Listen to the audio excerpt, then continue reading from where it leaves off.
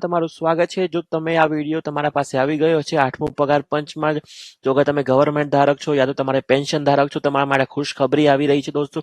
અને જે લોકો લાગવાની તૈયારીમાં છે, ગવર્નમેન્ટની તૈયારી કરે છે, લોકો માટે આ સારામાં સારો વિડીયો બની શકે છે દોસ્તો। બધાને ખબર છે કે 1 જાન્યુઆરી 2026 થી 8મો પગાર પંચ ચાલુ થઈ ગયું છે દોસ્તો।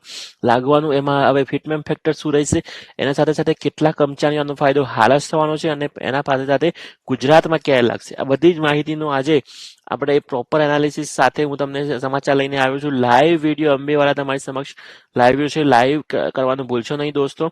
ઝડપથી થોડું સમજી લઈએ કે શું છે 8મા પગાર પંચનું ફિટમેન ફેક્ટર અને એના સાથે સાથે કેટલું મંજૂરી ગવર્નમેન્ટે આપી છે અને હાલ ક્યારે લાગુ થવાનું છે। તો થોડું ગણિત હું તમને બતાવી દઉં અહીંયા કે વેતનમાં કેટલો ફાયદો થઈ શકે છે દોસ્તો। તો તમે અહીંયા જોઈ શકો છો કે કર્મચારીના વેતનમાં ડીએમાં પગાર વધારો ઉમેરવામાં આવશે કે નહીં। ઘણાને આ બી એક ઇસ્યુ હતો કે ઘણાને આ બી એક મૂંઝવણ હતું કે ડીએ કેટલું બેઝિક સેલમાં ગણવામાં આવશે દોસ્તો। તો એ બી ગણતરી મેં આગળ આ વિડીયોમાં મૂકી છે દોસ્તો, ઠીક છે। હવે અહીંયા 2.46 હાલ એવા ન્યૂઝ આવી રહ્યા છે કે 2.46 ગવર્નમેન્ટે ફિટમેન ફેક્ટર લાગુ કરવાનો નિર્ણય કરી લીધો છે દોસ્તો। હવે એચઆરએ અને બેઝિક પે આ કઈ રીતના ગણવામાં આવશે એ બી આપણે આગળ સમજશું। અને હાલ આપણે ઉપરથી હું તમને એટલું બતાવી દઉં કે જે લોકો લેવલમાં છે એ પ્રમાણે તમારી સેલરી કેટલી વધી શકે છે। અગર લેવલ 1માં 18,000 થી તમારી 44 થશે અને લેવલ 12 78 થી 193 થશે।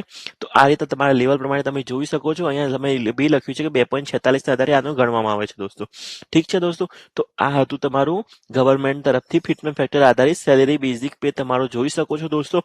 તમે અહીંયા હવે આપણે થોડું ગણતરી પણ સમજીશું અને એના સાથે સાથે જે 8 પે કમિશનના થોડા મહત્વના નિર્ણયો જે ગવર્નમેન્ટ દ્વારા લેવામાં આવે છે એ બી આપણે થોડા સમજી લઈએ દોસ્તો। તો અહીંયા તમે જોઈ શકો છો પગાર પંચ પગાર ભથ્થા અને પેન્શન સમીક્ષા કરીને એક સમિતિ રચવામાં આવી। નવેમ્બર 2025માં બહાર પાડવામાં આવ્યું હતું। 1 જાન્યુઆરી આ અસરકારક જાન્યુઆરીની એક તારીખ છે જે આજની તારીખ ગણવામાં આવી રહી છે દોસ્તો।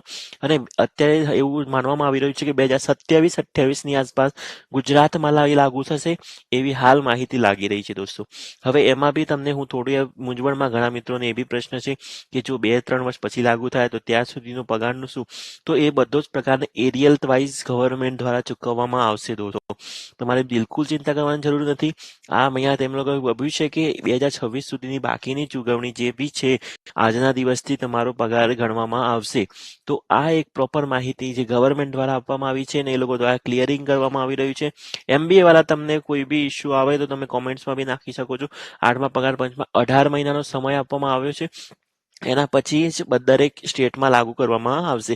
હાલ સેન્ટ્રલ ગવર્નમેન્ટના કેટલા કર્મચારીઓ છે, પેન્શનરોને કેટલા છે, આ બધી જ માહિતી આપણે નીચે જનબ સમજશું અને ડીએમાં બી કઈ રીતના વધારો થશે એ બી આપણે સમજશું। હજુ સુધી તમે એમબીએના સબસ્ક્રાઇબ નથી કરી, સબસ્ક્રાઇબ કરી દો ઝડપથી। ઘણા મિત્રોનો સારો એવો પ્રતિસાદ મળી રહ્યો છે, કોમેન્ટ્સ બી આવી રહી છે, આપણે રિપ્લાય કરીશું ઝડપથી। 8મા પગાર પંચમાં બેઝિક સેલેરી અમારી 44,000 થી 6.15 લાખ સુધીની ગણતરી પ્રમાણે કહી દઉં કે 18,000 સેલેરી તમારી ઠીક છે। 44 કઈ રીતના થઈ શકે છે એ બી થોડું આપણે સમજી લઈએ દોસ્તો। તો ધારો કે તમારો મૂળ પગાર હાલ 35,400 7મા પગાર પંચ પ્રમાણે છે, ઓકે। હવે 8મા પગાર પંચમાં તમારી ઇનહેન્ડ સેલેરી કેટલી રહેશે, તો તમે અહીંયા જોશો કે 35,400 ઇન્ટુ 2.40 87,000, ઠીક છે। હવે 87,000માં દોસ્તો ઘણા મિત્રોને એ ઇસ્યુ આવે છે કે ડીએ કેટલું થશે, તો ડીએ છે ને તમારું 0 થી ચાલુ કરવામાં આવશે પાછું। એચઆરએમાં તમારે તમારા જે બી તમે સિટીમાં રહો છો એ સિટી પ્રમાણે એ લોકો ઇન્ક્લુડિંગ કરતા હોય છે। તો એ બી તમારે થોડી સમજવાની જરૂર છે દોસ્તો। હવે ડીએ છે ને તમારું પાછળથી એચઆરએ ટીએના જે ડીએ છે ને એ 0G ચાલુ થાય છે અને 6 મહિનાના બેઝિક ફેક્ટર ઉપર ચાલતું હોય છે। હવે આપણે થોડું એક બી આંકડા ઉપર સમજી લઈએ કે અહીંયા 50 લાખ સેન્ટ્રલ ગવર્નમેન્ટ એમ્પ્લોઈઝ છે, જેમાં ડિફેન્સના ગણો 69 લેક્સ પેન્શનો છે દોસ્તો। પેન્શન ધારકો જે 69 લેક્સ છે દોસ્તો। આ બધા જ ને 8 પે સીપીસી મતલબ કે 8 પે કમિશન તમને જાન્યુઆરી 2026 થી લાગુ થતું દેખાશે દોસ્તો। તો આ સારામાં સારા ખુશખબરી વાળા સમાચાર છે દોસ્તો અને ધન્યવાદ, congratulations all the government employee મારા તરફથી। હજુ સુધી સબસ્ક્રાઇબ નથી કરી દોસ્તો, સબસ્ક્રાઇબ કરી દો। સારામાં સારો વિડીયો આ ચેનલ પર તમારે મુકાતો રહેશે દોસ્તો। ધન્યવાદ દોસ્તો, ફરી મળીશું એક સારા વિડીયો સાથે।